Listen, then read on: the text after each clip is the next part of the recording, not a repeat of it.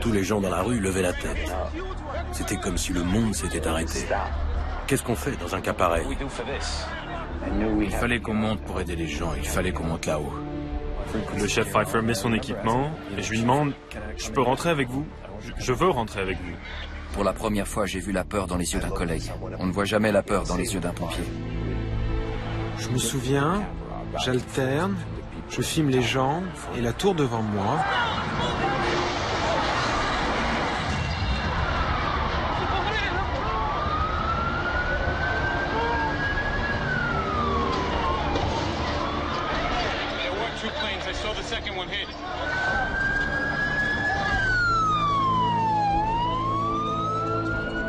Et soudain, cet énorme grondement.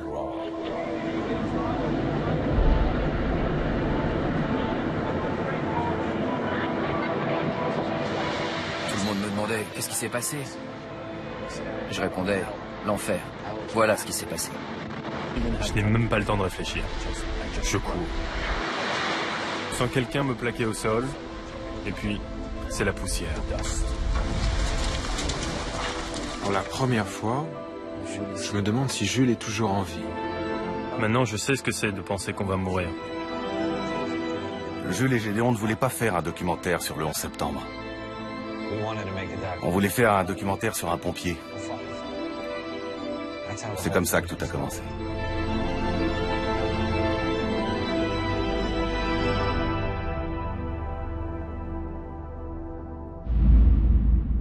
Bonsoir. Il y a 15 ans, des terroristes détournaient des avions et les précipitaient contre les tours jumelles du World Trade Center de New York. Ce 11 septembre 2001, les images de ces tours en feu ont horrifié le monde. Cet attentat fera au final plus de 2600 victimes. Ce jour-là, 2 journalistes français, 2 frères, Jules et Gédéon Naudet, tournaient un reportage sur les pompiers de New York quand le premier avion a percuté la première tour. Ils ont alors suivi le travail des secours, parfois au péril de leur vie, dans les tours en flammes. Résultat, un documentaire exceptionnel, primé dans de nombreux pays, pour revivre de l'intérieur cette journée qui a changé le monde.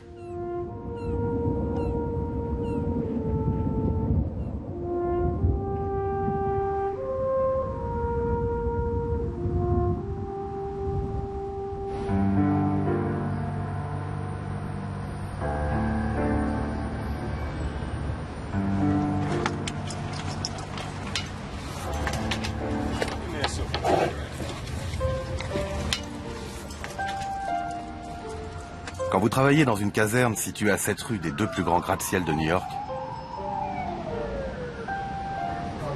vous finissez par en connaître chaque marche, chaque escalier, chaque étage.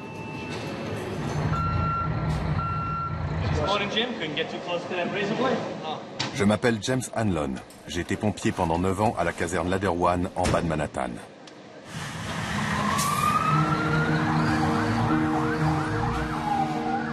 L'été qui a précédé le 11 septembre 2001, il nous arrivait d'aller au World Trade Center jusqu'à 5 fois par jour.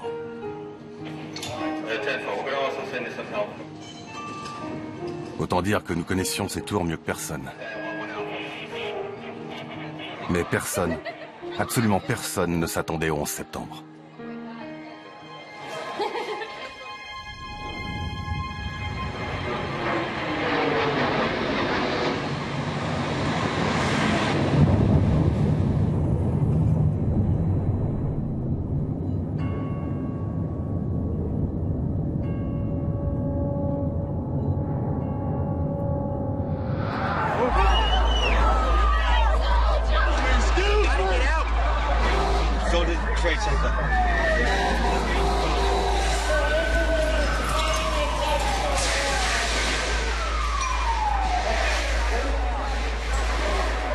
Ce jour-là, des gars de ma caserne, mes meilleurs amis, ont été parmi les premiers pompiers à entrer dans la tour numéro 1 après l'impact.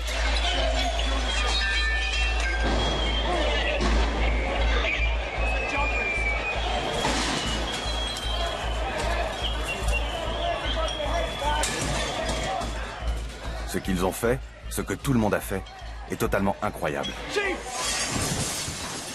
Et chose presque aussi incroyable, tout a été filmé en vidéo, à l'intérieur de la tour, du début à la fin.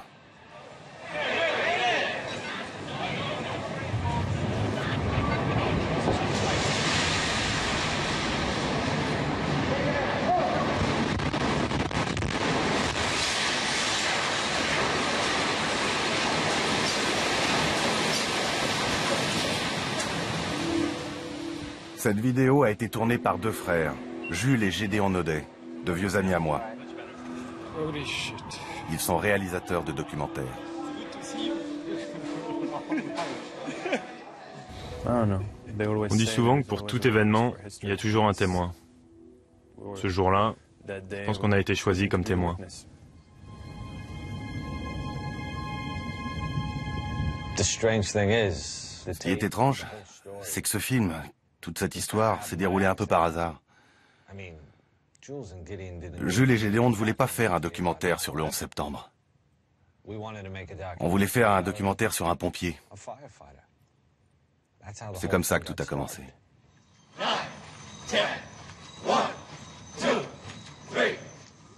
En fait, ce qu'on voulait faire, c'était suivre une jeune recrue. Dans notre métier, on les appelle les probis.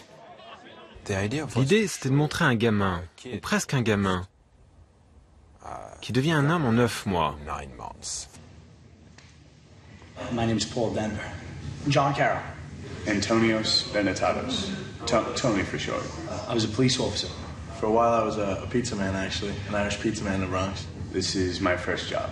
It sounds kind of cheesy, but I always kind of wanted to be a hero, and this is really the only thing you could do that you can do that. Tout de suite, on s'est dit, ça y est, c'est lui, c'est le jeune qu'il nous faut. On y va. On a fait affecter Tony à ma caserne, une des plus grandes de la ville. C'est Ladder One. I'm so glad I took this job. Can't beat it. You don't actually wear that. That's what it says. Ce sont des types incroyables, les meilleurs. Ces types ont combattu les pires incendies qui soient. Mais bientôt, ils seront confrontés à quelque chose d'inimaginable. Reste à savoir si Tony sera prêt.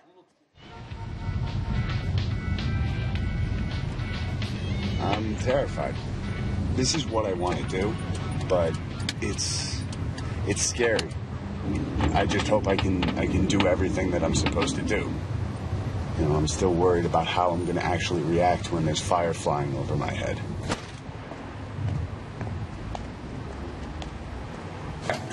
I want to make sure I do everything I'm supposed to do. En fait, un probi, c'est supposé faire un peu... We gotta do the sheets. We change the sheets in the mornings. un peu tout. More news and traffic coming up. It's 6:22.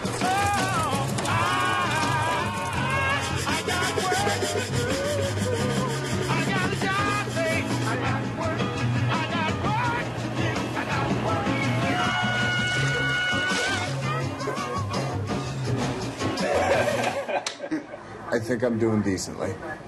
You know, I'm still waiting for a fire, that's all. Engine, matter.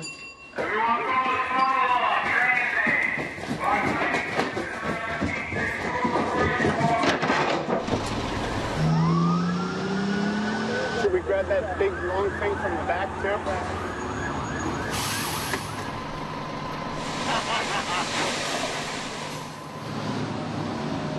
Tony was nervous. Bien sûr, Tony était nerveux, très nerveux. Et les jours passaient, et Tony attendait son baptême du feu. Il voulait prouver aux autres, et encore plus se prouver à lui-même, qu'il serait un bon pompier. Et ses camarades n'allaient pas lui rendre la tâche facile. Et Tony a eu droit à toutes les blagues réservées aux nouveaux.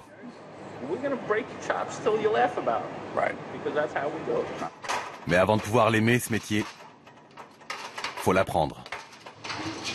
Now, say you got up there now, got your helmet on, your bunker gear, and you got to get your mask on. How are you going to do that without letting go? I don't know. Hey, stop moving, guys. Come on, yeah, hurry up.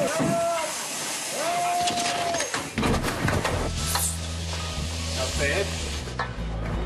Hey, day today, baby. Yes.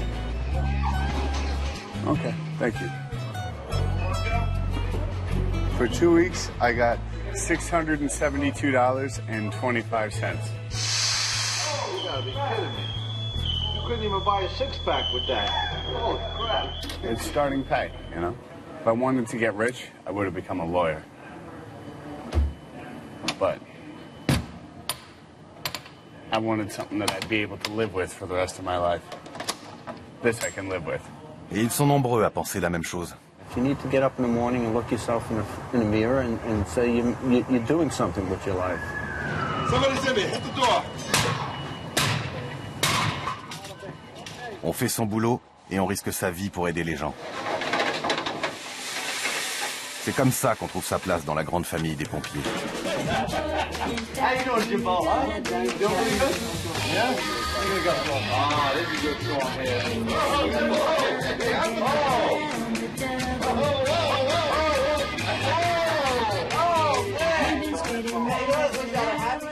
Citez-moi un autre métier où tout le monde se retrouve pour dîner tous les soirs.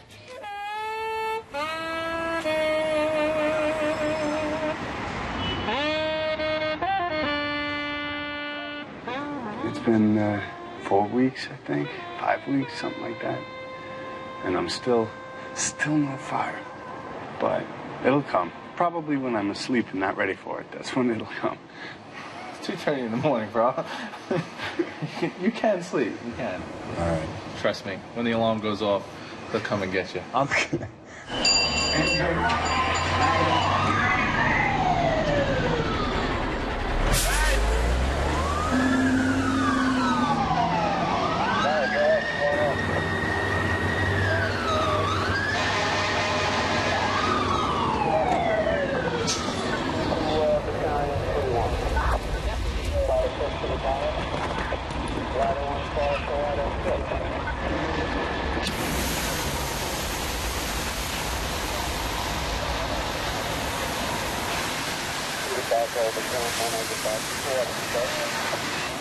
Shut down, Finn! I got the spray water. You're getting closer. There you are, Tony. Look, your first fire. And it was a car fire, no less. Hey, Chief, come see his first fire. If they're all like that, it's going to be a fun 20 years. Hey, there's fire over here. Here's the fire, see? Stretch a line, put out the stakes. By the end of August, Fin août, on savait qu'on avait une grande émission de cuisine, mais toujours pas d'incendie. Mais chaque fois qu'on en parlait aux anciens, ils nous disaient « Faites attention, un incendie, ça peut être très dangereux ».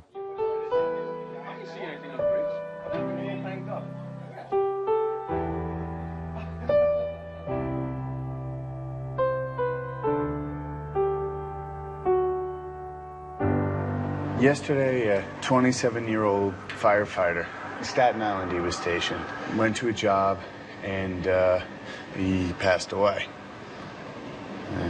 Well, we'll go to the funeral on Saturday and...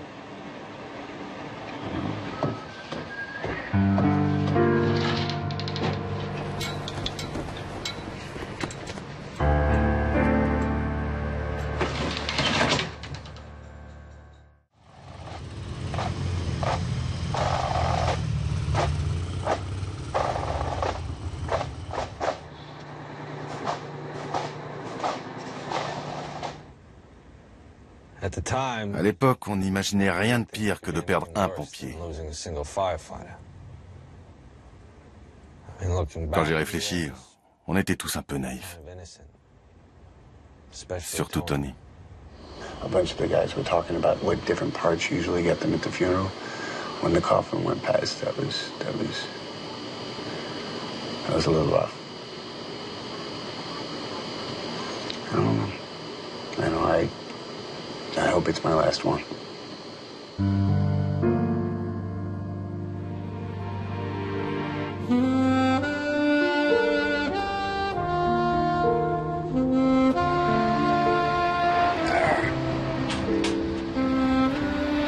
Go straight up right now.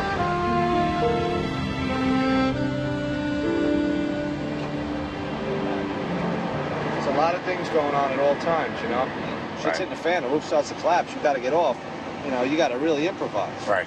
You know what I mean? Right. Basically, you have to be on the top of your game. Right. You're not the OV. You're on the top of your game. This is not a joke, this job. You know? Right.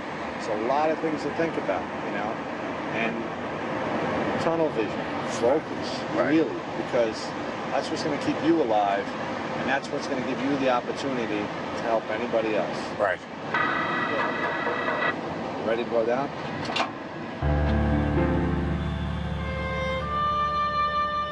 Avec ou sans feu, Tony a beaucoup appris cet été-là. Il avait encore du chemin à faire, mais on était là pour l'aider. On pensait bien sûr avoir tout notre temps. Quelques jours plus tard, Jules nous a cuisiné un repas français. Enfin, il a essayé. J'avais décidé de cuisiner un gigot d'agneau. Il n'en a fait qu'un, mais il aurait dû en faire au moins 5.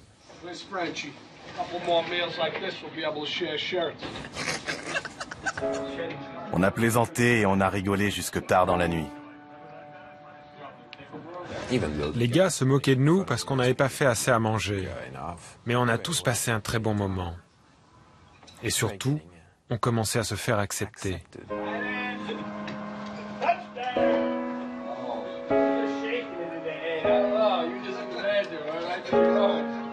C'était vraiment formidable, si seulement on avait su.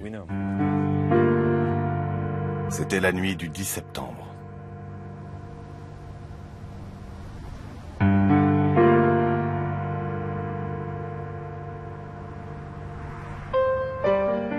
Should be a beautiful day today. Sunshine throughout. Low humidity. Really a splendid September day. The afternoon temperature about 80 degrees. Great weather for the primary election. Tonight, clear and cool. Je sais, ça fait cliché. Mais c'est vrai que le 11 septembre a commencé comme n'importe quelle autre journée. Moi, j'étais de repos. 13 hommes de ma caserne étaient de service. Vers 8h30, on a reçu un appel. On a été appelé pour une fuite de gaz dans la rue, je crois. Angle de Lispenard et Church, une fuite de gaz. Je n'en pense rien, on s'habille et on y va, c'est juste une odeur de gaz. Jules part avec le chef de bataillon, Joseph Pfeiffer, et il filme. C'était un appel comme les autres. Je suis monté avec le chef.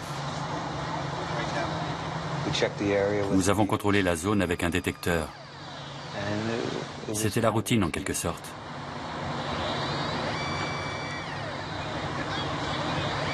« 8h46.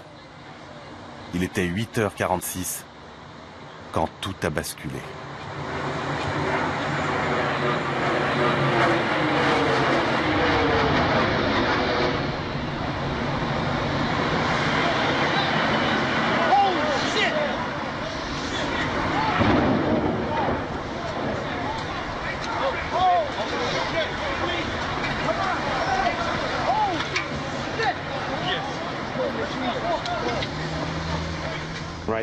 J'ai tout de suite su que ce serait la pire journée de ma carrière de pompier.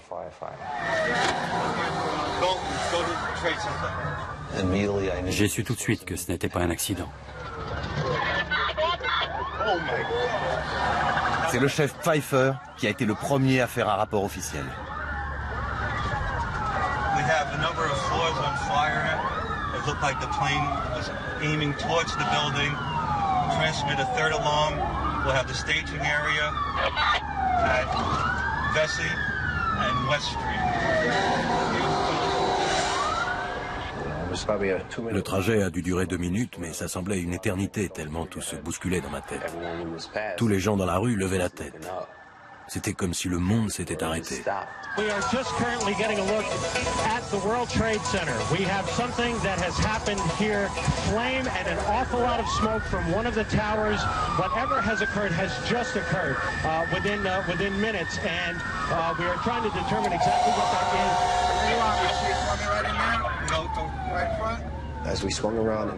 En arrivant devant le World Trade Center, je me suis dit, là c'est grave. Qu'est-ce qu'on fait dans un cas pareil?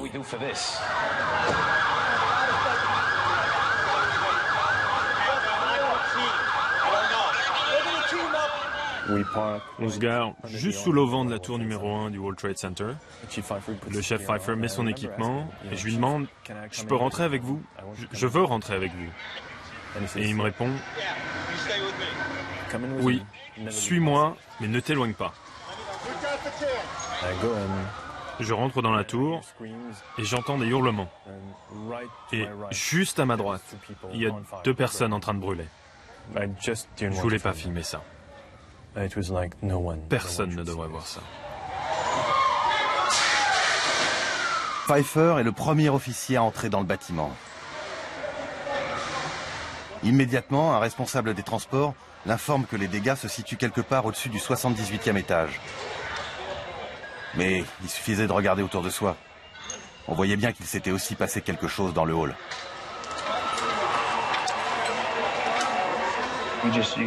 Toutes les vitres avaient été soufflées. C'était comme si l'avion s'était écrasé dans le hall. Plus tard, on comprendra que du carburant enflammé a coulé dans les cages d'ascenseur. Les dégâts étaient déjà énormes. Les gens couraient dans tous les sens.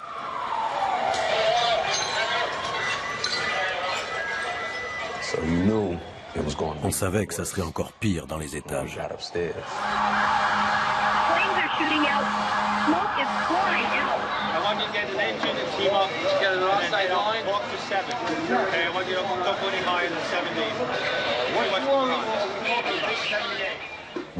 Ma priorité, c'était ceux qui se trouvaient dans les 20 étages au-dessus de l'impact.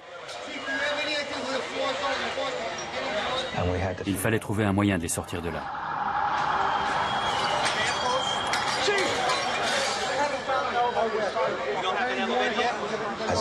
Et aucun ascenseur ne marchait.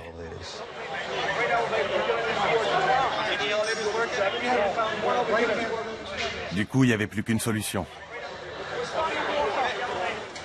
Monter à pied. Les compagnies arrivent dans le hall. L'inquiétude se lit sur les visages. Les pompiers sont envoyés dans les étages supérieurs.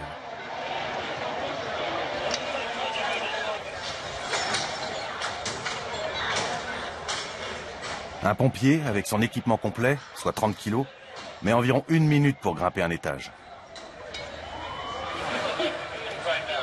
Là, il devra en monter 80. Avant de pouvoir se mettre au travail.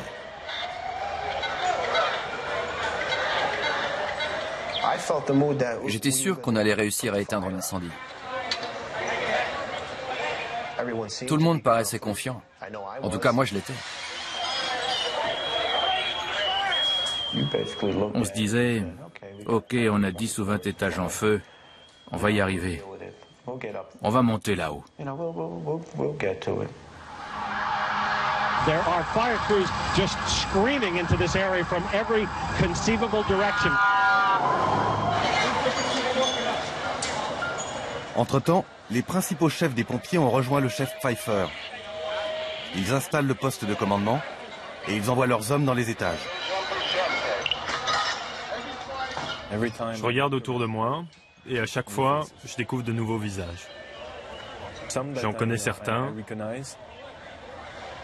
Il y a le chef Ponti, un homme formidable, cheveux blancs, moustache, le grand-père idéal. Je me souviens avoir vu le lieutenant Foddy, qui était affecté à la compagnie numéro 9.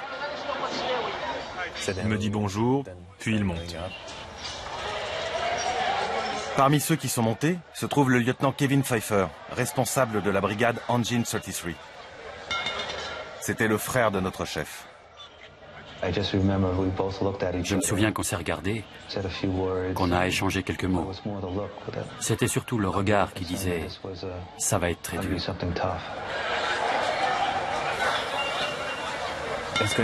Ça va être un boulot difficile, ça va être long, mais ils vont y arriver, c'est leur métier. La dernière fois que Jules a vu Gédéon, c'était 1 heure plus tôt, à la caserne. Donc pour lui, il est évident que son frère a suivi Tony dans la tour.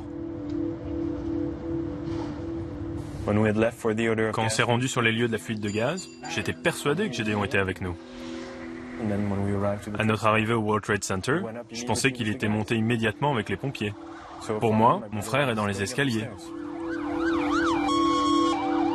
Gédéon était effectivement avec Tony. Engine 7, ladder 1. This is Firefighter Benetatos. Mais Tony était toujours à la caserne. No, I was off duty. Il avait reçu l'ordre d'y rester. Everybody's been recalled. All available units must come back to the firehouse. Pendant que Tony essayait de gérer les appels téléphoniques, Gédéon, avec sa caméra, est parti vers le World Trade Center. Il était certain que son frère se trouvait à l'intérieur et il voulait absolument le rejoindre. Ce qui reste vraiment gravé dans ma mémoire, ce sont ces gens que je croise et que je filme. Je me souviens, j'alterne, je filme les gens et la tour devant moi.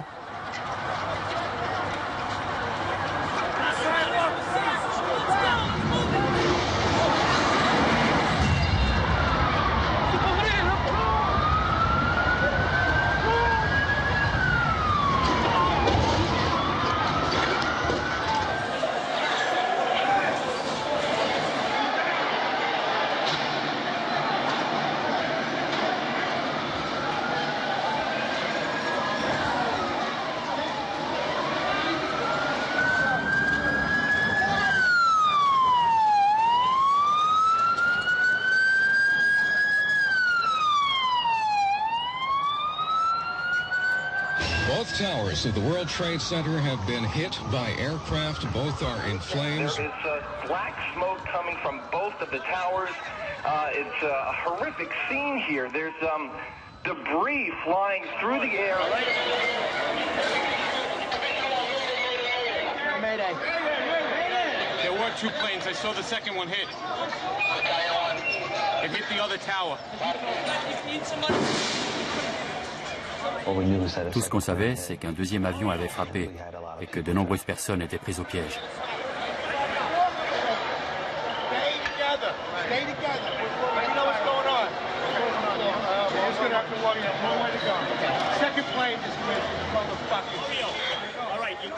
Les chefs devaient maintenant installer un deuxième poste de commandement dans la tour numéro 2.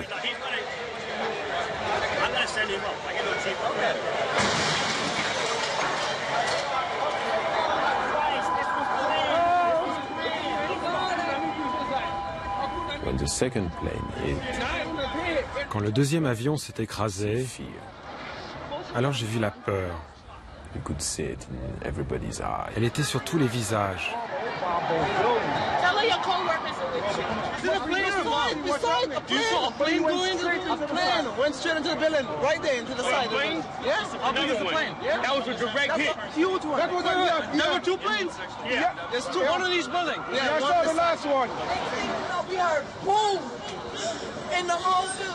What are those people going to do? On the second one? All the elevators are blocked out. Well, the staircases must not be, right?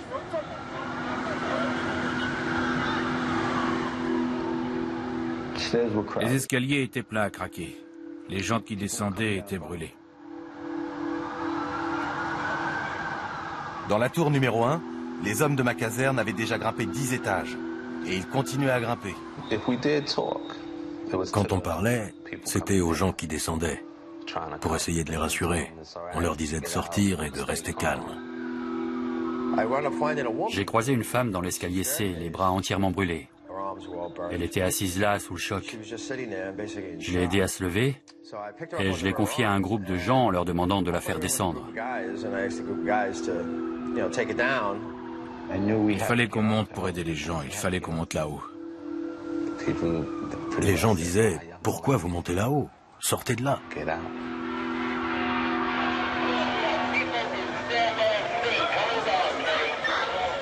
Leur priorité était d'évacuer tout le monde. C'était ça. Faire sortir le plus de monde possible.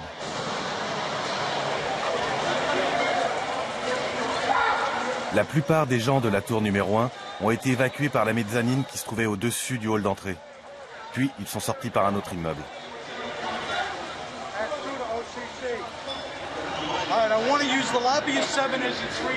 Les chefs ne voulaient pas les faire passer par les portes du hall, à cause des débris qui tombaient.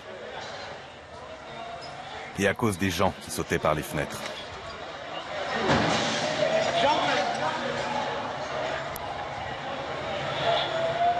On ne voit pas, mais on sait ce que c'est. Et à chaque fois qu'on entend ce bruit, c'est une vie qui s'éteint. On ne pouvait pas l'ignorer. Et ce bruit était tellement fort.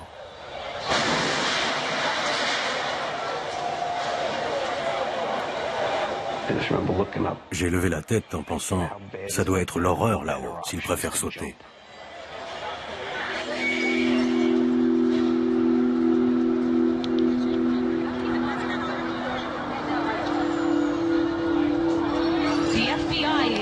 Investigating reports of a plane hijacking before these crashes we're telling you about at the World Trade Center towers this morning. Des débris des 2 tours et des débris d'avions avaient atterri à plusieurs rues de là.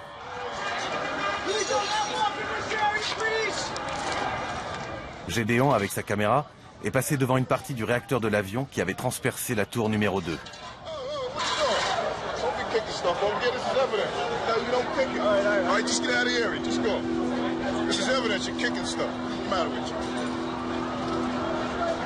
Mais impossible pour lui de s'approcher davantage du World Trade Center s'il n'était pas accompagné d'un pompier. Le mieux à faire, c'était de repartir en direction de la caserne et de trouver un moyen d'entrer en contact avec Jules. We're just getting word now. One of the 2 planes was hijacked after takeoff from Boston. This is 2 airplanes have crashed into the World Trade Center in an apparent terrorist attack on our country. We now have reports of a fire at the Pentagon. A fire at the Pentagon being reported this morning. I was just saying that the officials are calling this an act of terrorism. They're saying that's clearly what it is, clearly not an accident. Quand je suis arrivé à la caserne, Tony était toujours seul. Et il n'avait aucune idée de ce qu'il devait faire.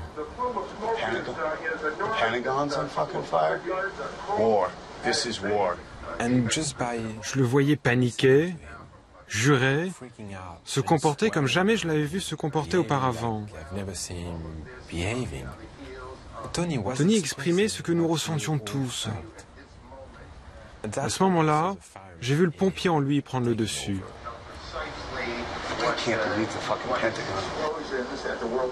Tony n'avait qu'une envie, y aller.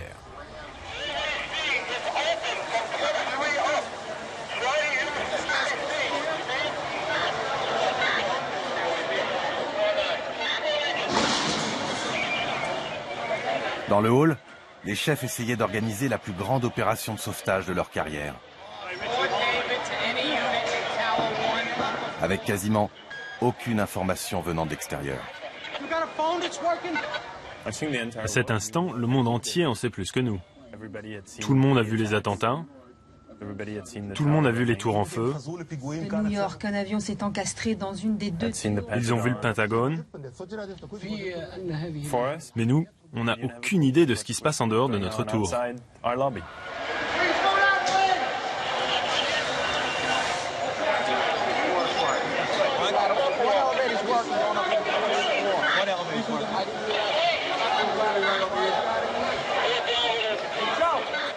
L'endroit ressemble à une ruche. Tout le monde travaille au téléphone, à la radio. Les chefs essayent d'obtenir des informations. Ils envoient des hommes dans les étages.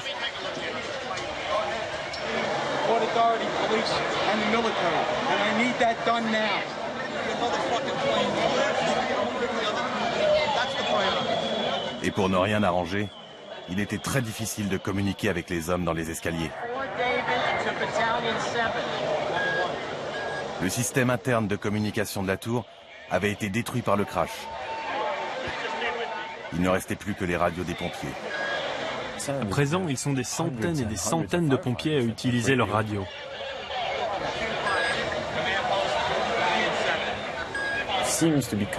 Les communications semblent de plus en plus difficiles.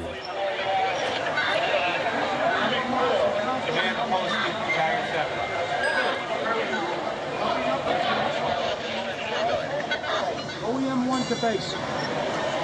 Please provide me again with your location.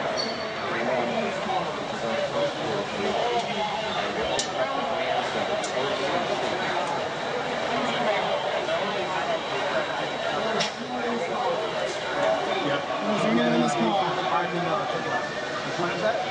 Is there anyone in this car? Dans le hall, un responsable du World Trade Center tente désespérément d'entrer en contact avec les gens coincés dans les ascenseurs. 69 car. Anyone in this car? Oh, is there anyone in this car? Un ascenseur après l'autre. Oh, is there anyone in this car? Le World Trade Center compte environ 98 ascenseurs.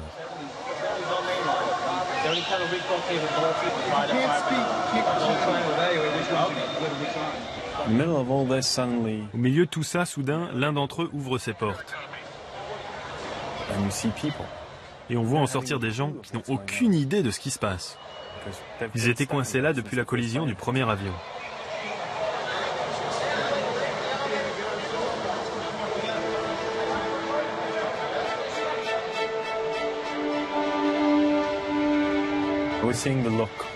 Et il y a ce regard des pompiers.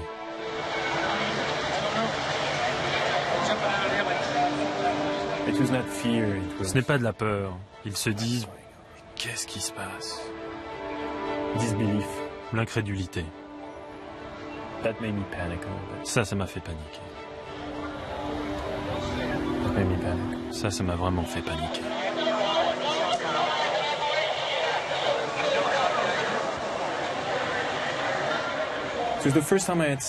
C'est la première fois que je voyais le père Judge, l'aumônier des pompiers. Il était dans le hall avec nous. Je voyais bien qu'il priait. D'habitude, le père Judge échangeait au moins des regards avec nous pour nous rassurer. Là, ça n'était pas le cas, comme s'il pressentait déjà le pire.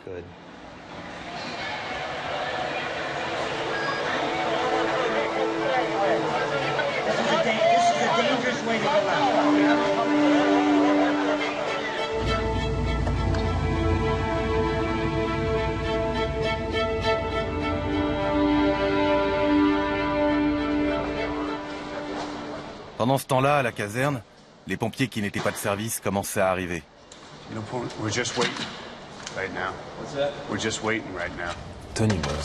Tony n'avait qu'une chose en tête. Il voulait y aller, mais il ne pouvait pas. Et c'est à ce moment-là que le chef Burns est arrivé. Larry Burns était entré chez les pompiers en 1957 et il avait terminé sa carrière comme chef de bataillon. Je ne pouvais pas me contenter d'attendre, il fallait que j'y aille. Et vous savez pourquoi? Ce sont mes pompiers, ce sont mes tours, c'est ma ville.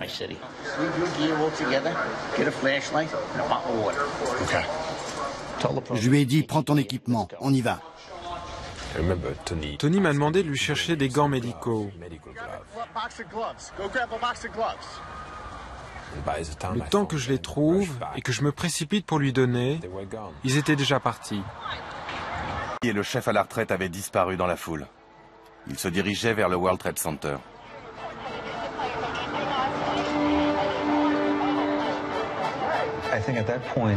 À ce moment-là, le hall d'entrée était presque vide.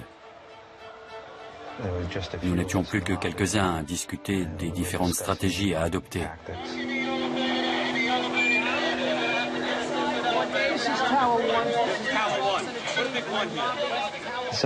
Certaines compagnies venues de la banlieue ne savaient pas quelle tour était la numéro 1 et la numéro 2.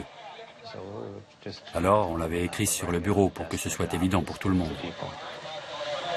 Il était presque 10 heures. Un peu plus d'1 heure après le premier impact.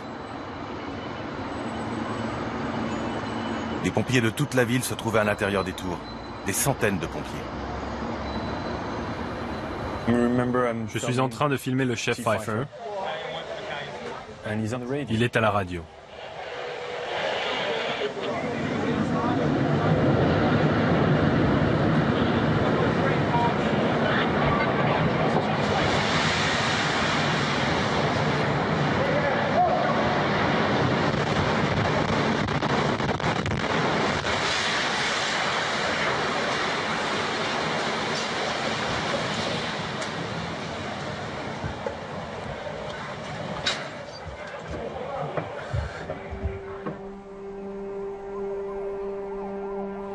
A situation that started bad just gets worse and worse and worse.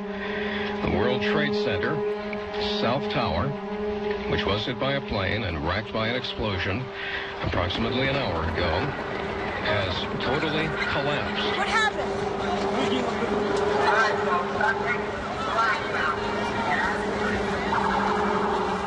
If you're just joining us this morning, you're in for a horrific surprise.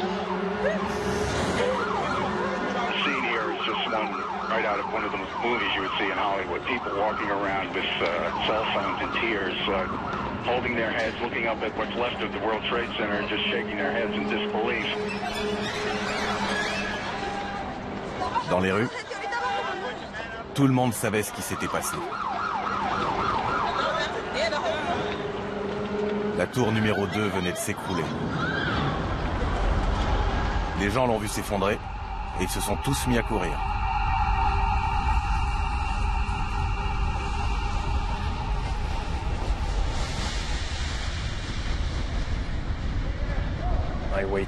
J'attends. Le temps s'écoule comme au ralenti. Tout est noir. Everybody all right? Yeah, I'm okay.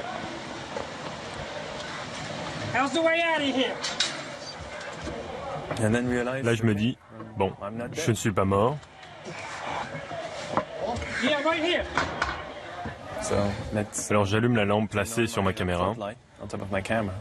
All right, come on down this way.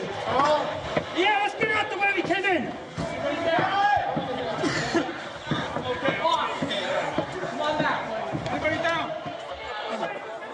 À l'intérieur de la tour numéro 1, tout ce que savent Jules, le chef Pfeiffer et les autres pompiers, c'est que quelque chose de terrible vient de se produire. Mais quoi? Ils me disent, toi avec la lumière, aide-nous à trouver la sortie. Alors je braque la lampe où ils en ont besoin.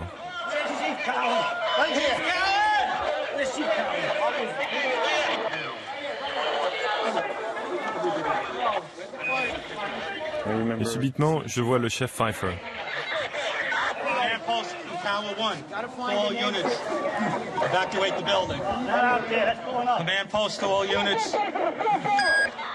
Il donne l'ordre d'évacuer immédiatement, très calme, il ne perd pas de temps. Pour lui, c'est une précaution. Il se passe quelque chose de grave, on fait sortir tout le monde. Au ton de sa voix, j'ai su qu'il s'était passé quelque chose d'anormal, qu'il était temps de sortir de là. Je me souviens d'avoir dit aux autres, bon, maintenant on est tout seul. Et pour la première fois, j'ai vu la peur dans les yeux d'un collègue.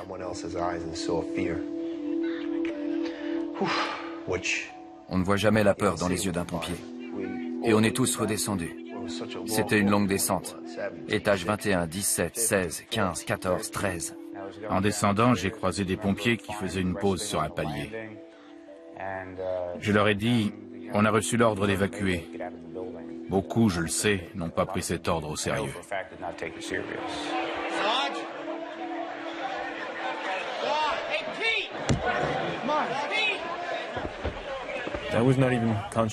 Je ne suis même pas conscient de filmer. J'ai simplement ma caméra avec moi et je dirige la lumière où ils veulent. J'oriente la lampe pour aider quelqu'un et je me rends compte que c'est le père Judge.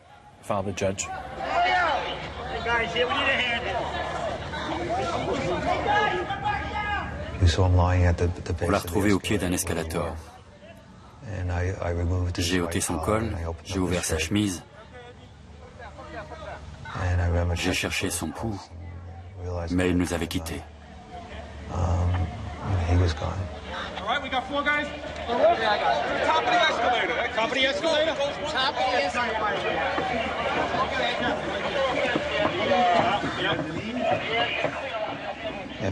Après ça, il fallait encore trouver le moyen de sortir de là.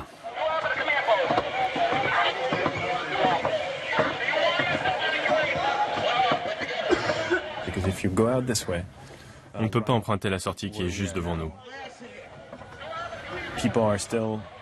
Les gens sautent toujours par les fenêtres. Les débris continuent de tomber. C'est trop dangereux. On ne peut pas sortir. World Trade Center, we took a hit on that last explosion. Which way?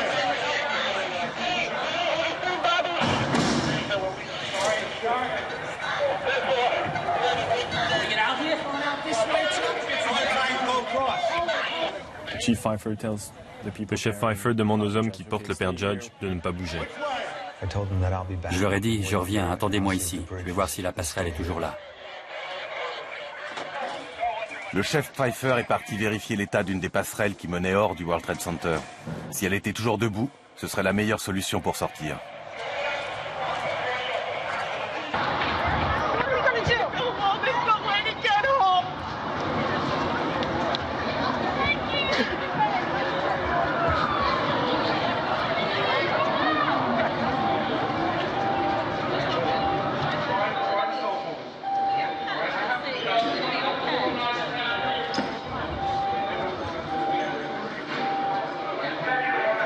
Did you hear what happened with the other tower?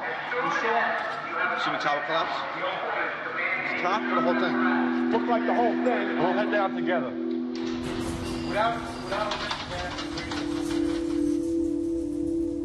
À ce moment-là, pour la première fois, je me demande si Jules est toujours en vie.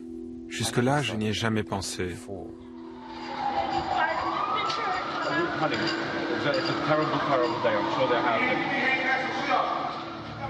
À ce moment précis, je réalise que Jules est peut-être mort.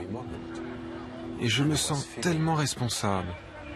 C'est moi qui l'ai entraîné là-dedans. Il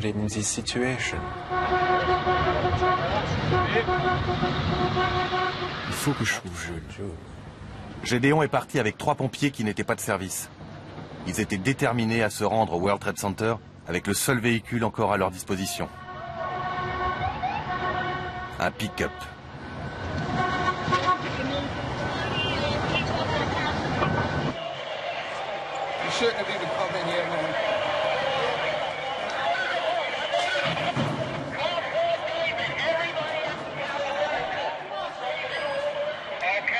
Battalion 1 to Division 1. On marche et on marche encore. On entend des SOS à la radio et on commence à se dire que la situation doit être pire qu'on ne le pensait. Tous ces appels d'urgence, toute cette poussière et surtout ce bruit.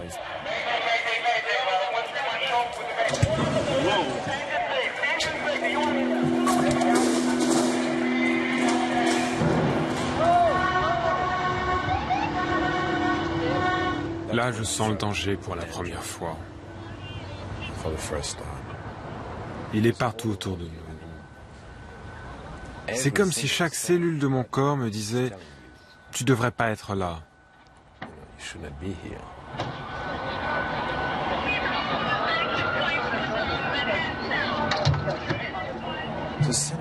Tout a changé dans cette rue.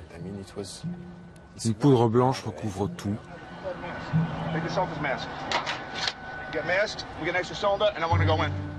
Juste quelques personnes, ici ou là. Et cette espèce de silence.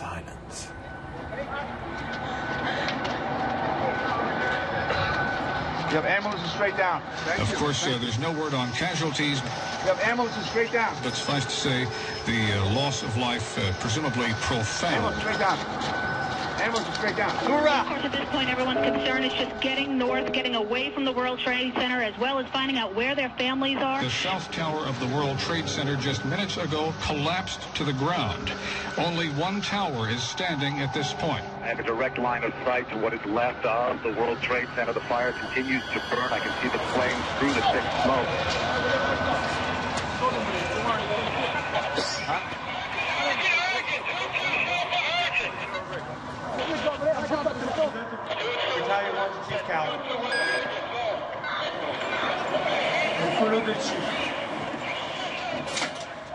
Entre-temps, le chef Pfeiffer avait trouvé une sortie. Il essayait de contacter les hommes restés dans le hall. Pas de réponse. On a retraversé la passerelle en direction du World Trade Center, en essayant toujours de les joindre par radio, sans y parvenir.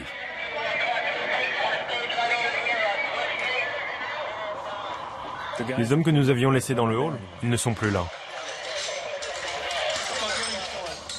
En fait, ils avaient trouvé une autre sortie et avaient transporté le corps du père Michael Judge jusqu'à l'église Saint-Pierre. Ils l'avaient étendu sur l'autel. L'acte de décès du père Michael Judge portait le numéro 00001. C'était la première victime officielle des attentats.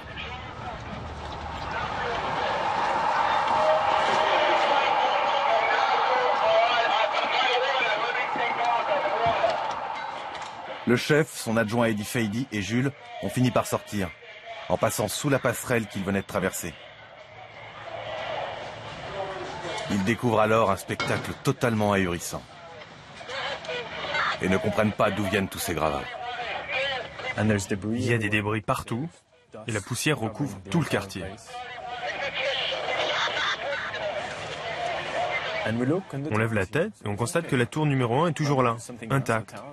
L'autre, on ne la voit pas, mais pour nous, les deux tours sont toujours debout. Personne ne nous informe, on ne comprend rien.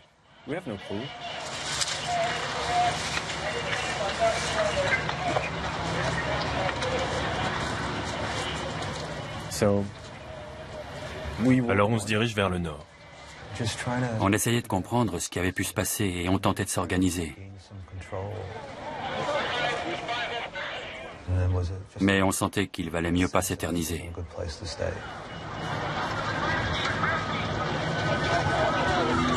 La priorité du chef Pfeiffer était d'établir un nouveau poste de commandement et de retrouver ses hommes. À ce moment-là, ils étaient toujours dans la tour numéro 1, en train de descendre les escaliers. À un moment, je me suis mis à courir. Je dévalais les marches à toute vitesse. En arrivant au 3e ou au 2e étage, j'ai commencé à penser à ma famille.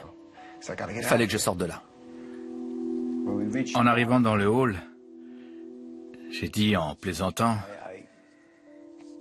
ils ont abandonné le poste de commandement. Tout était en place, mais il n'y avait plus personne. Je me suis dit, c'est pas bon signe.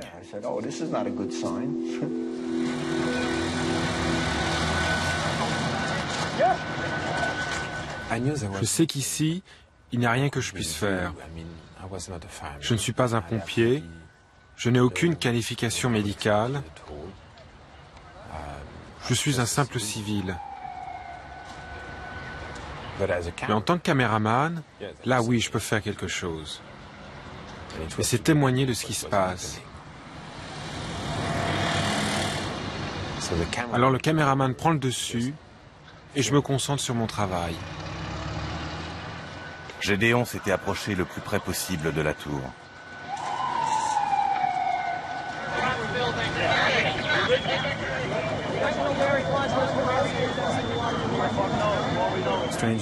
Bizarrement, mon unique préoccupation, c'est de nettoyer mon objectif.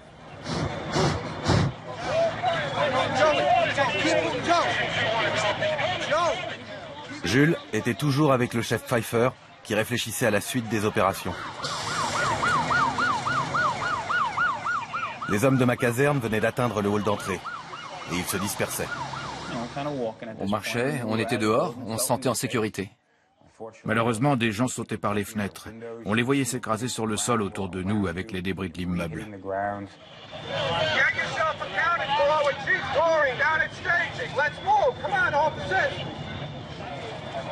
En fait, tout le monde se trouvait sous la tour numéro 1. Il était 10h28. Et soudain, cet énorme grondement.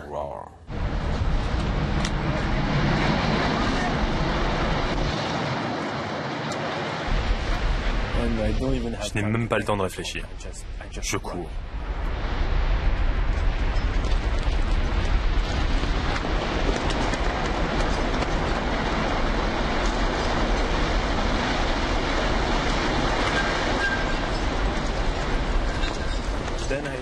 Je sens quelqu'un me plaquer au sol, et puis c'est la poussière.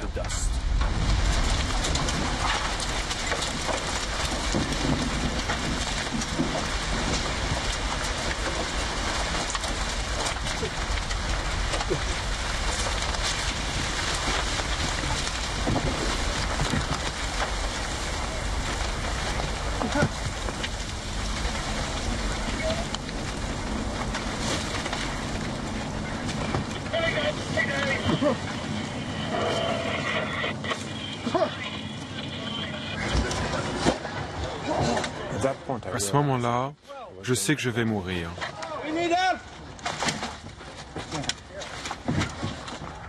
Et je n'ai qu'une chose en tête, c'est Jules. Et je me promets que si je survis, je serai un meilleur frère.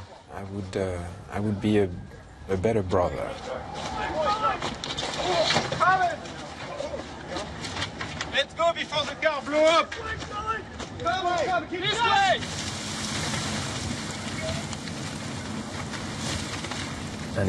Le temps s'arrête. Plus d'appels radio, plus un bruit, rien.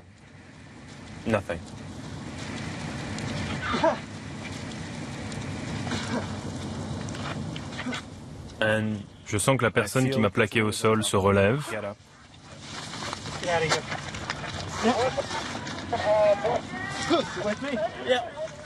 Je reconnais la voix du chef Pfeiffer et je me rends compte qu'il s'est mis sur moi pour me protéger.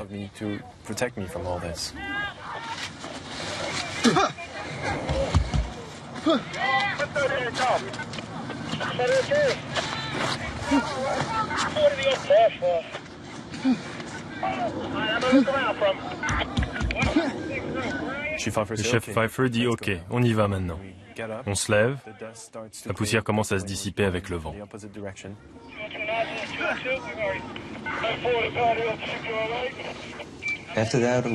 Après, j'ai essayé de contourner le pâté de maison pour retourner sur place et voir ce qu'on pouvait faire.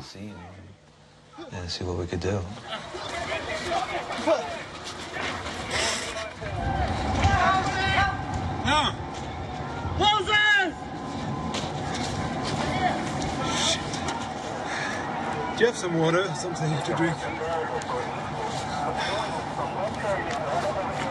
Thanks. Open your mouth, because I need the water too.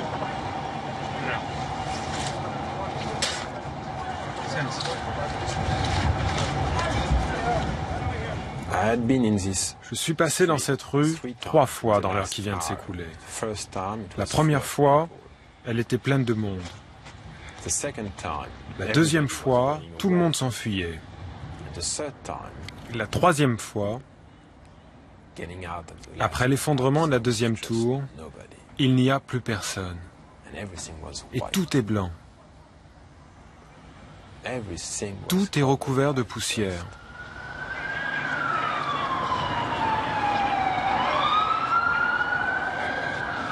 Holy shit.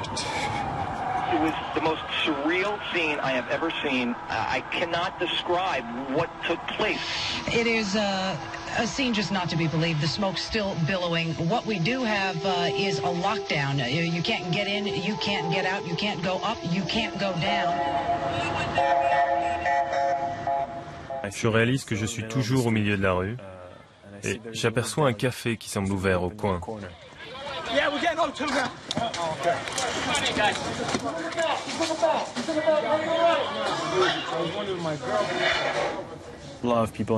Beaucoup de gens blessés.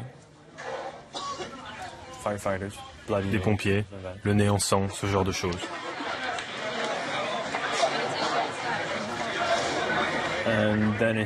Et tout à coup me vient à l'esprit. Où est mon frère?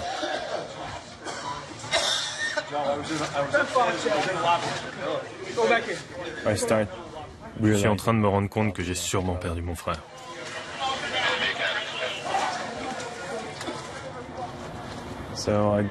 Alors je repars en direction du World Trade Center. Il faut que je le retrouve.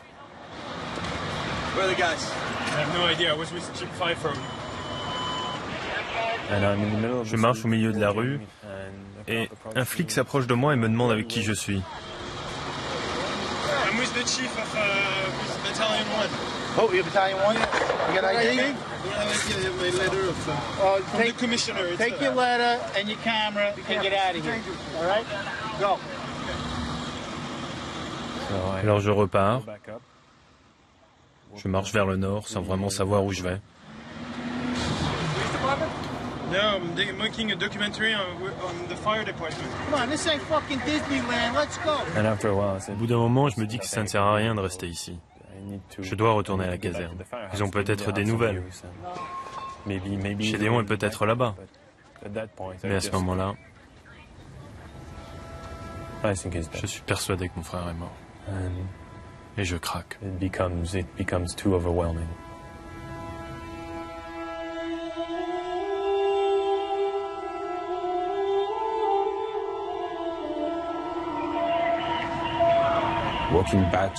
Je marche en direction de la caserne et j'essaie de ne pas penser une seule seconde à Jules. C'est trop dur.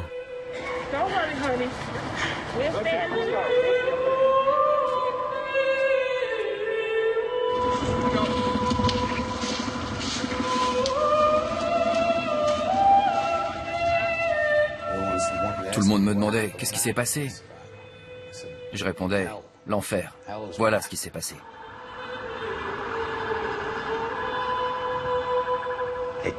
Elles se sont écroulées. Et elles n'auraient pas dû s'écrouler.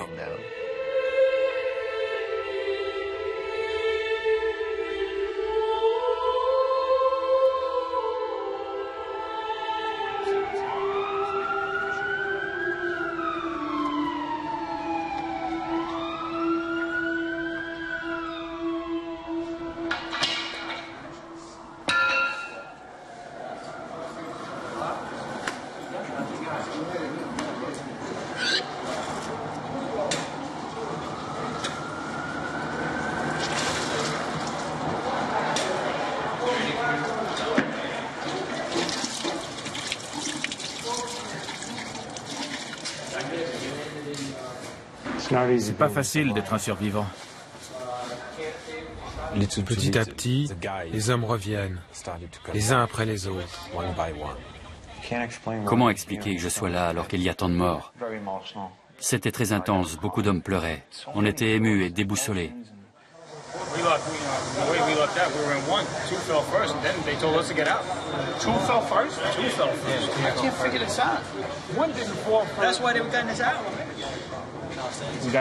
On a réussi à joindre nos proches pour leur dire qu'on était sains et saufs.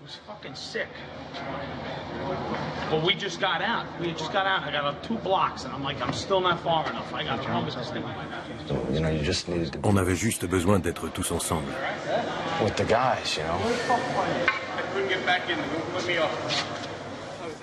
J'ai jamais été aussi content de voir des pompiers. C'était rassurant de voir que des gens avaient pu s'en sortir.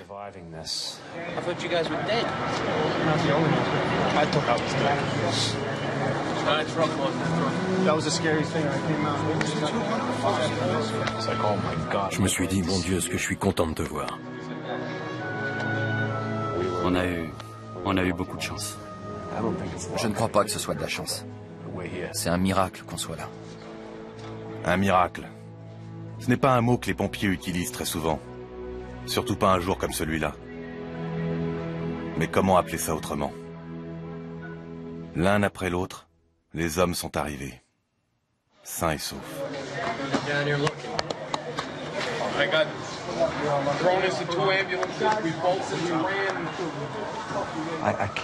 J'arrive pas à croire qu'on s'en soit tous sortis. Comment on a fait?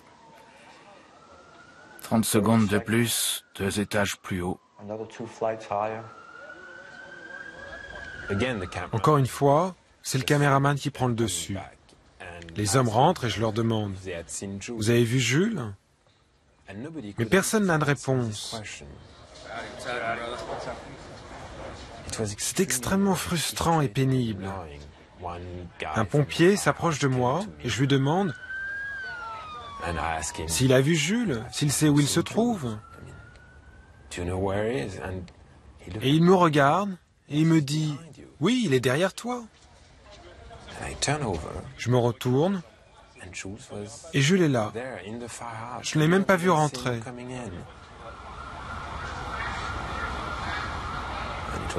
C'était comme si je le voyais pour la première fois.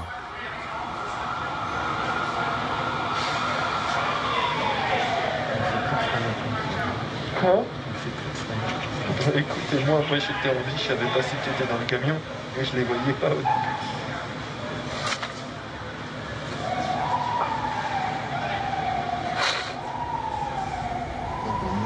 Je lui demande s'il va bien. Il me dit que oui. Il me dit qu'il était à l'intérieur de la tour pendant tout ce temps. Maintenant, je sais ce que c'est de penser qu'on va mourir. Et je lui dis, j'ai filmé le premier avion et je n'ai pas arrêté de filmer. Et est-ce qu'il te reste des cassettes?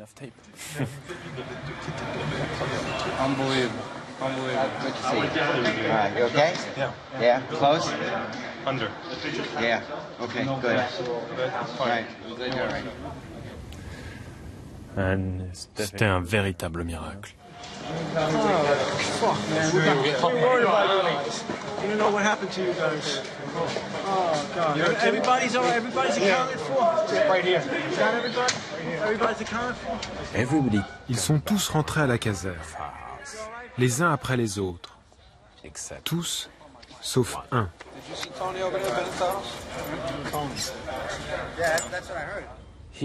Personne ne manque à l'appel, sauf Tony. Tout le monde se demande ce qui lui est arrivé.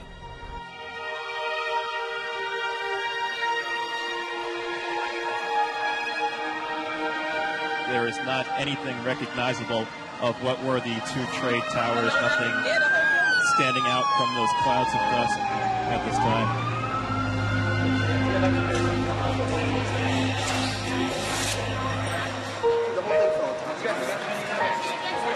You guys were in the building? Yeah.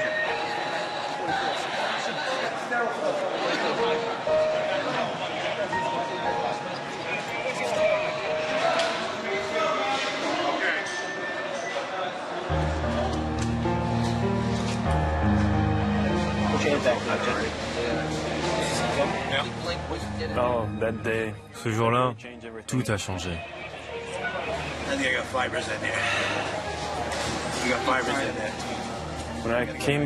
Quand je suis arrivé à la caserne, un des pompiers est venu me voir et m'a dit, « Tu sais, hier, tu avais un frère. Aujourd'hui, tu en as 50. »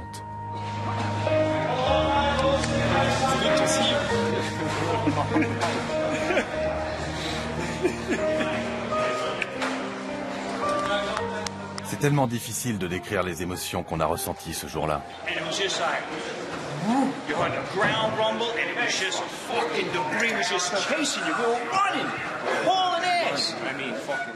D'un côté, on se réjouissait.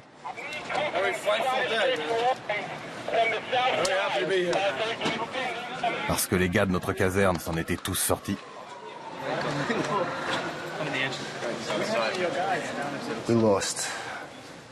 On a perdu tellement de choses en 2 heures de temps. On avait l'impression d'avoir pris un énorme coup sur la tête.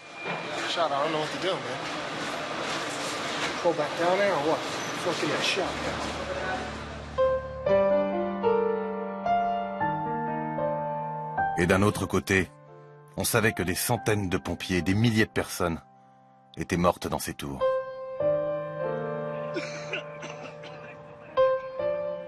Et plus les heures passaient, plus on était sûr que Tony Benetatos faisait partie des victimes. Hey guys, Deputy Chief Hill called. First Division, he doesn't want anybody else down here right now. Mais les gars voulaient y retourner pour chercher les survivants.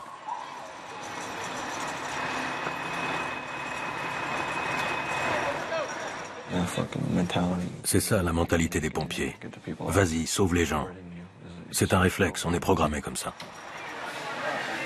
Moi aussi, il fallait que j'y retourne. Je voulais retrouver le môme.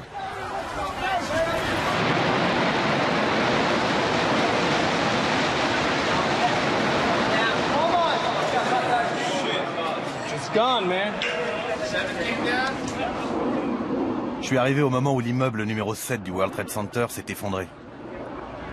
Pas la moindre trace de Tony, nulle part.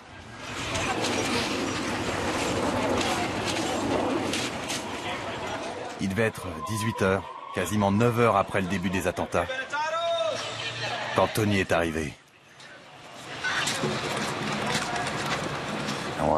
J'étais complètement sonné, et tout le monde disait « Voilà Benetatos ».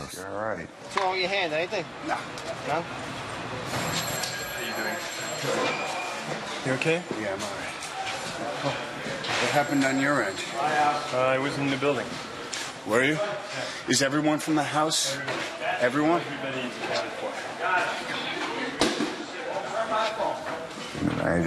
J'ai demandé, tout le monde est revenu? Et ils m'ont dit oui. Ça m'a vraiment fait du bien. Le dernier d'entre nous était de retour. On s'en était tous sortis. I left here right after the first collapse. En fait, Tony était resté avec Larry Burns pendant tout ce temps-là. Le probi et le chef à la retraite. Ils étaient sur place quand la tour numéro 1 s'est écrasée. J'ai inspecté tous les camions. Certains étaient écrasés. Des ambulances étaient enfouies sous les décombres. Il y avait des incendies partout. Des incendies énormes. J'ai passé la journée à fouiller les décombres, à soulever les débris pour voir ce qu'il y avait dessous. C'est dur, très dur pour lui. Il est pompier depuis quelques mois seulement. Mais ce jour-là, pour tous les gars de la caserne, il a fait ses preuves.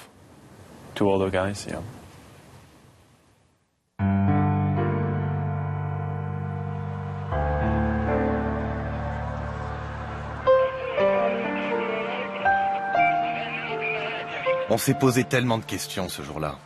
Qui nous avait attaqués? Comment? Pourquoi? Tout ce qu'on savait, c'est que rien ne serait plus jamais comme avant. Et puis, ces images qui reviennent sans cesse. Les avions qui s'encastrent dans les tours qui s'effondrent. Et on se dit, ok, ça suffit, on arrête la télé. Heureusement, c'est à ce moment-là qu'a eu lieu la coupure d'électricité. Elle est arrivée comme un soulagement.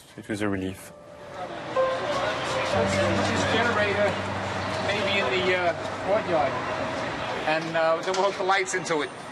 I got 2 more sets of lights coming. Just a short while ago, Mayor Giuliani held a news conference saying it's important not to lash out in anger because of the attacks on the World Trade Center. And he says New Yorkers... On est presque tous restés à la caserne ce soir-là pour comprendre ensemble ce qui nous était arrivé.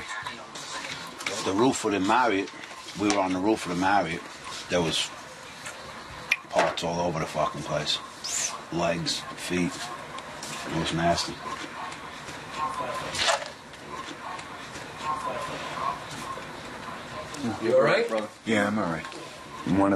Ce qui m'a marqué plus que tout ce que j'ai vu, c'est quand je me suis assis à côté de Ted. Il avait l'air vraiment mal. Il m'a dit, Tony, tu sais, il pleuvait des corps. Rien qu'à sa façon de le dire, ce mec avait traversé l'enfer. Good evening. Today, our fellow citizens, our way of life, our very freedom came under attack in a series of deliberate and deadly terrorist acts. On était complètement déprimés. Des centaines de pompiers, des milliers de civils étaient morts.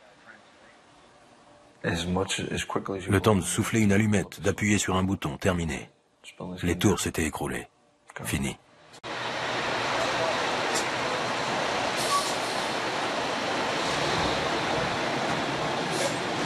See them. It's hard to believe they're not there. They're not there. C'est vraiment arrivé, pas vrai?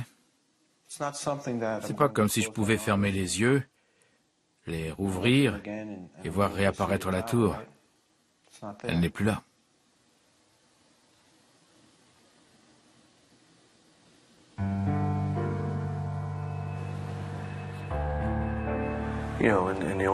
Et la seule chose qui nous reste, qui nous a permis de tenir, c'est nous en tant que groupe, en tant que caserne.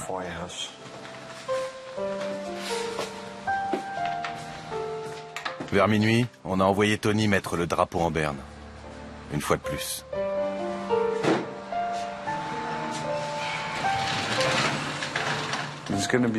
On n'a pas fini de souffrir. J'ai un de mes bons copains. Nous étions dans la même classe à l'entraînement. Il était dans mon unité.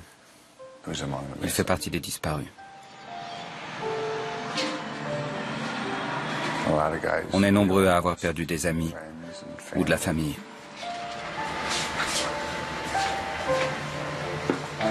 never have to put that thing at half-mast again for the rest of my career. That's it.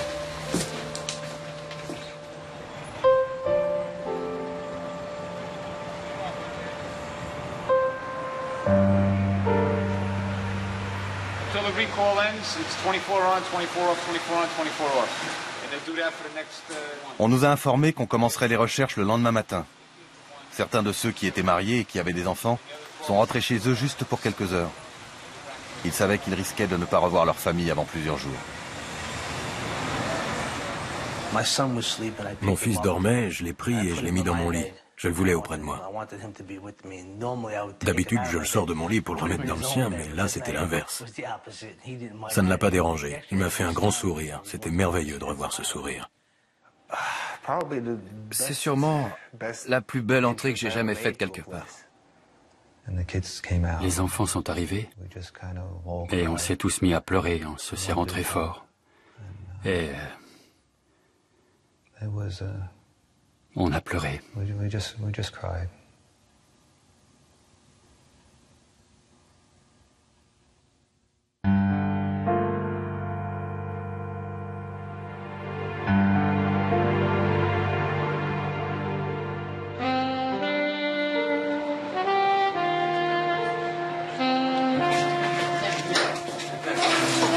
Two athletes right here. Get a couple more guys out here. What's up, all line? Hey, climb up there. Keep the 3.5 in the middle so we Je suis retourné à la caserne le lendemain. J'avais hâte d'y retourner, en fait. Je voulais y aller parce que je m'imaginais qu'il y avait encore plein de survivants pris au piège. Forcément. On allait les dégager. On y arrive toujours.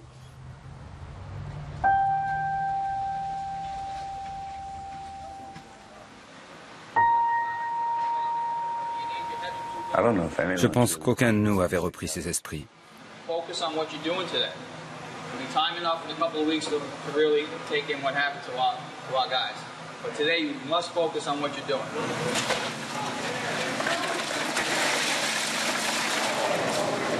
Go in teams of two.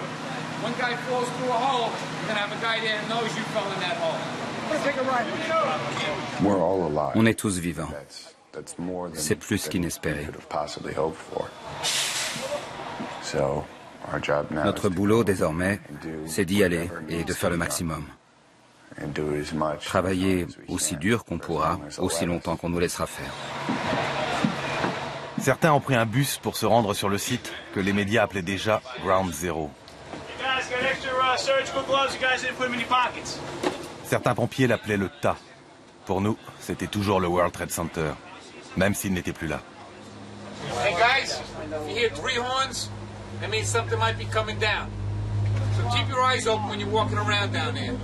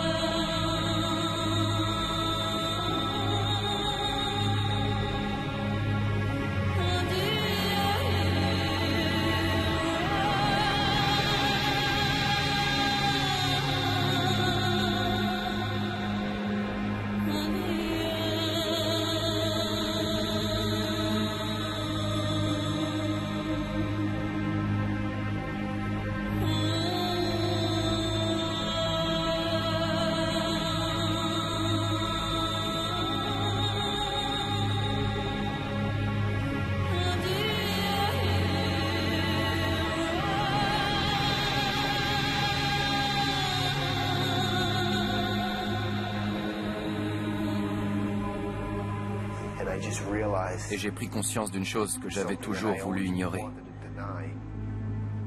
À quel point le monde peut être cruel.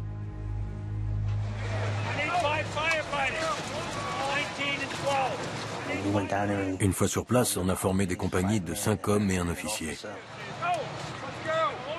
Et on s'est mis au travail sur le champ, en essayant de chercher des survivants.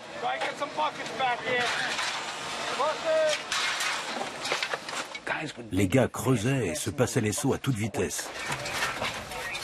Ils creusaient comme des fous.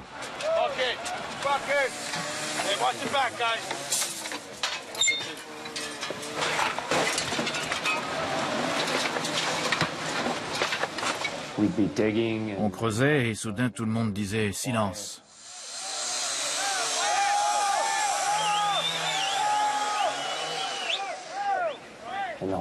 Tout le site devenait silencieux et tout le monde regardait.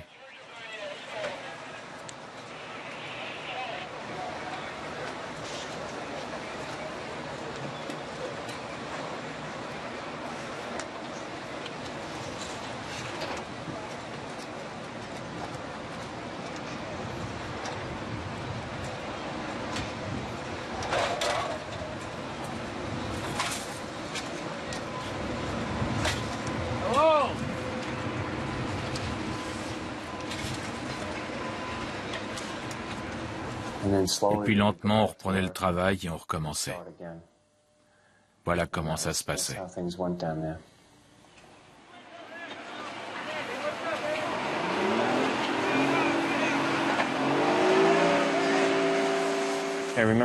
La première fois que je retourne là-bas, j'ai l'impression d'être aux portes de l'enfer.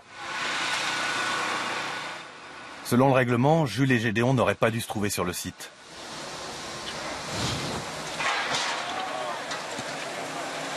C'était déjà bien assez dangereux pour nous, les pompiers.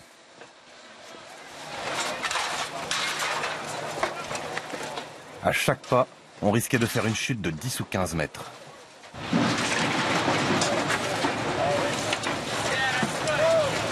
Jules et Gédéon ont dit qu'ils se devaient d'être là, mais pas pour filmer. On prenait la caméra avec nous, mais on ne filmait que quelques minutes. On se forçait même pour filmer. Tout ce que l'on voulait, c'était aider. On dégageait ce qu'on pouvait à la main. Ensuite, les métallos découpaient les poutrelles et les déblayaient. Et nous, on recommençait à creuser.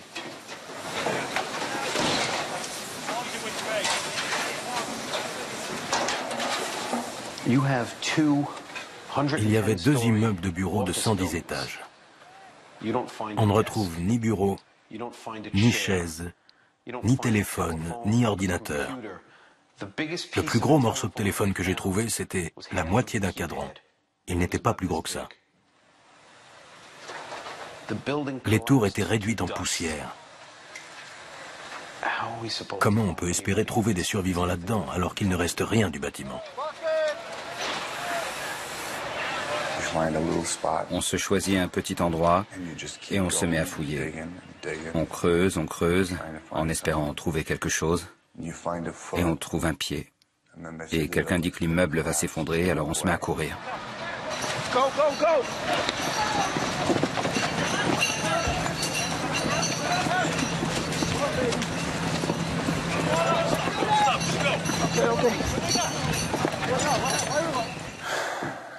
Et puis, on revient et on recommence à creuser.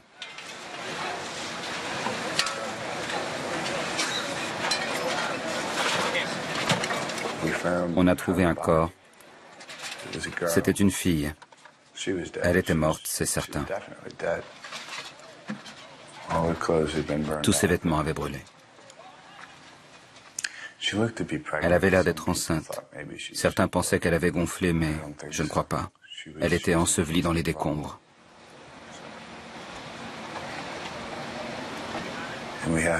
On l'avait à moitié dégagée. Le sac dans lequel on place les dépouilles était prêt et on nous a dit de courir. Alors on a couru.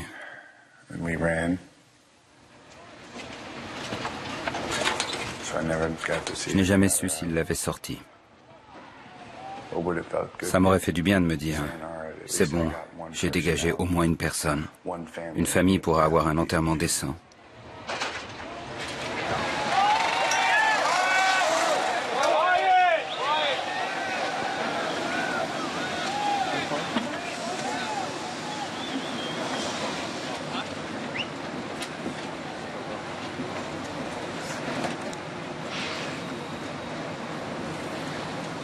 La première équipe a travaillé 24 heures d'affilée.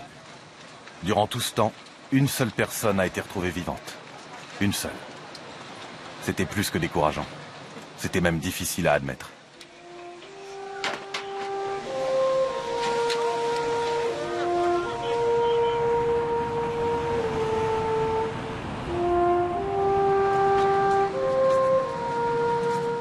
À côté de ça, quand on rentrait à la caserne, les gens nous acclamaient. C'était bizarre parce qu'on n'avait vraiment pas l'impression d'être des héros.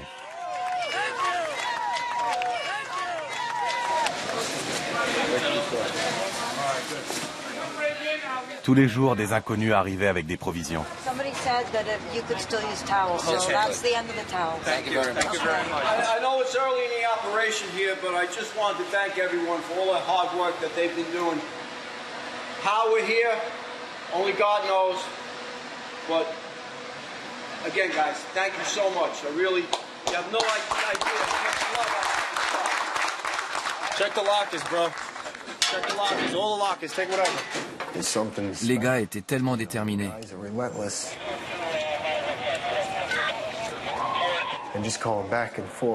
Ils faisaient des allers-retours, ils avaient des clous plantés dans la main, des entailles, du sang partout. Ils mettaient juste un pansement et ils disaient « On y retourne, on va voir ce qu'on peut faire pour arranger les choses. »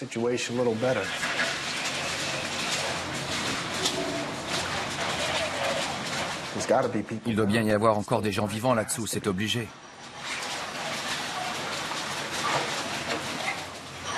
On a essayé de garder espoir. On a cherché partout. On s'est même glissé dans les magasins du sous-sol et dans les couloirs du métro.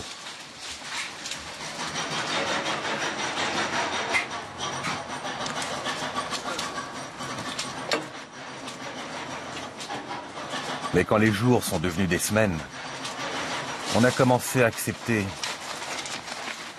le fait qu'on ne retrouverait plus personne. Pourtant, jamais nous n'avons cessé de chercher. Hey, Chief. Yes, sir. We got another body over here. Les pompiers sont confrontés à des choses horribles tous les jours. Ça fait partie du métier. Mais là, c'était pire que tout. Jour après jour, les hommes ont atteint leurs limites.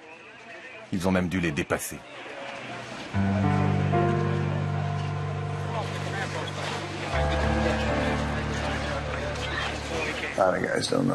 Beaucoup se demandent s'ils vont continuer à faire ce métier. Pour moi, c'est soit ça, soit l'armée. Pourtant, ce que j'aime, c'est sauver des vies, pas les prendre. Mais après ce que j'ai vu, si mon pays décide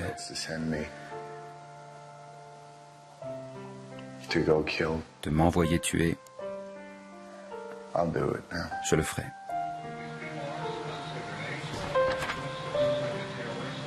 Tous les soirs, à l'heure du dîner, on annonçait la liste des pompiers morts.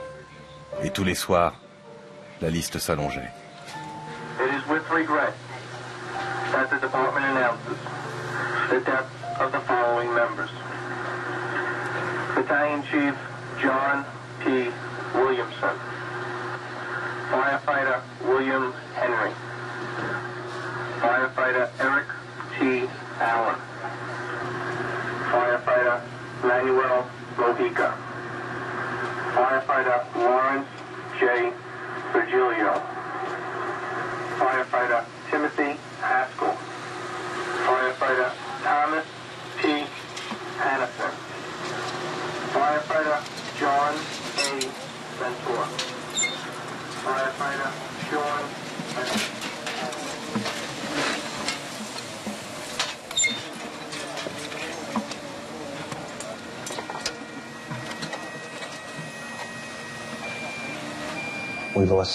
Nous avons perdu tellement d'hommes. Tout le monde a perdu des amis chers. Et pas seulement un ou deux, mais des dizaines.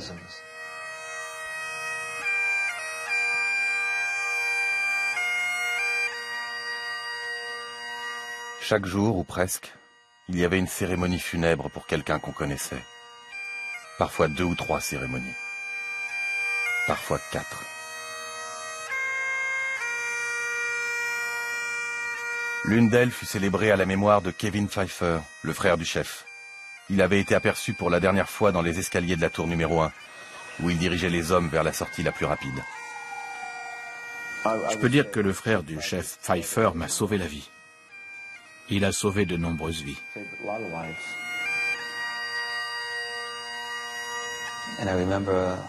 Je me revois descendre West Street. Et je me souviens à quel point mon frère et moi, on aimait être ici, à faire ce travail.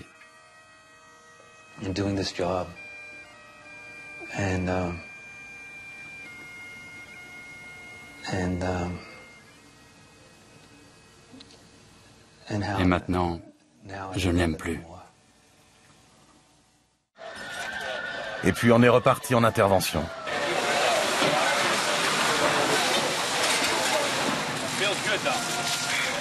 On a recommencé à se faire des blagues, et on a fait de notre mieux pour reprendre goût à notre métier.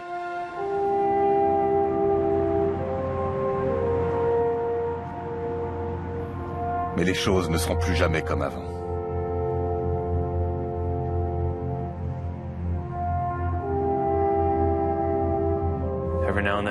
De temps en temps, je me pose encore la question. Est-ce vraiment la réalité? Je sais que c'est arrivé, mais comment peut-on faire face à une chose pareille? Chaque matin, quand je me réveille, c'est toujours le 11 septembre.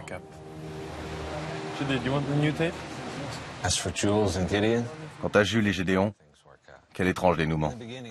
Au début, ils sont venus me voir pour me proposer de tourner un documentaire sur un jeune qui devient un homme pendant sa période d'essai de 9 mois.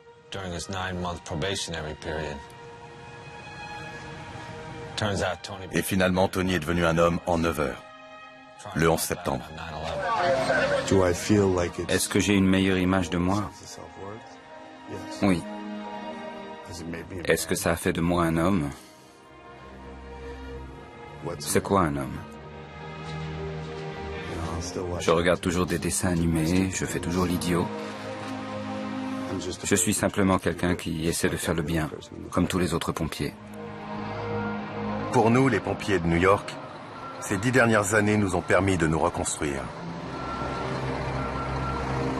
Beaucoup de nouvelles recrues sont arrivées dans notre caserne. Des petits jeunes tout juste sortis de l'académie. Ça fait drôle de penser qu'ils ne sauront jamais ce que c'était que d'être pompier à New York avant le 11 septembre.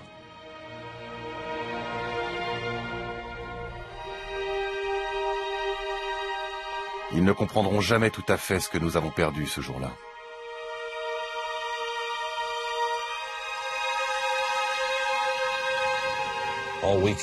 Tout ce qu'on peut faire, c'est leur raconter l'histoire et leur montrer ce film.